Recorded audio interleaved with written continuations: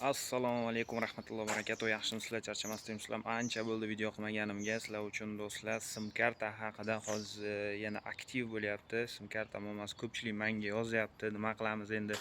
Patent kerakmi, sinilnis kerakmi? Registratsiya kerakmi? Endi kimdan Andrey, Sasha, xazanlardan anaqa qilamizmi, sim karta olamiz deb ko'pchilik yozishyapti. Qaranglar do'stlar, yangi kelganlar hozir mana O'zbekistondan kelyapti. Yangi kelgan O'zbekistondan kelayotganlar aeroportda sim karta taklif qiladi sizlarga. Beeline, UCL, Yota anaqa astag'firullah. Beeline, Megafon, MTS taklif qilishadi-yu. Ularni olmanglar do'stlar. Men bittasi keldi. 3 kunda 1000 rublga olgan ekan. Anaqa bo'lib qoldi. Bloklanib qoldi, ishlamadi. Shuning uchun pullaringiz qo'yib ketadi do'stlar. O'shaning uchun bu yerga kelib, liba xazanlaringizdan, liba tonish odamlaringizdan sim karta olsangizlar bo'ladi.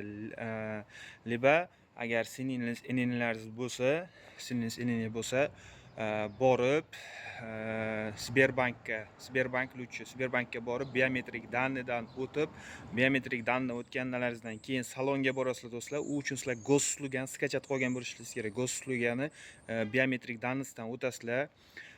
Shu Sberbankka borsangizlar ham o'tkazib beradi. Sberbank yaxshi, bepul. Keyin birinchi marta agar Sberbank kartasini olayotgan bo'lsangizlar, pulli bo'lishi mumkin. Yana uni so'ranglar, birdaniga pul to'lamanglar, keyin yillik anaqa to'lov bor. Qanchadir zashtat qiladi deydi, 100 ming, 200 ming pullaringizni zashtat qiladi deydi. Unaqa narsani olib turmasangizlar ham bo'ladi. Bepul olishlaringiz ham mumkin. Ko'pchilik 3300 danmi shunday pul to'layapmiz deyaptilar. O'shaning uchun do'stlar, yangi kelganlar, O'zbekistondan kelayotganlar aeroportda sim karta olmanglar. U sim karta ishlamaydi. 2 kun, 3 kun ishlaydi. Ular sotayotgan odam ishlaydi deb sotishi mumkin, lekin ular ishlamaydi. O'shaning uchun iloji boricha olmanglar sim karta. Keyin aeroportdan chiqqandan keyin kelib bu yerda sim karta olasizlar. O'shaning uchun sim karta olmanglar iloji boricha.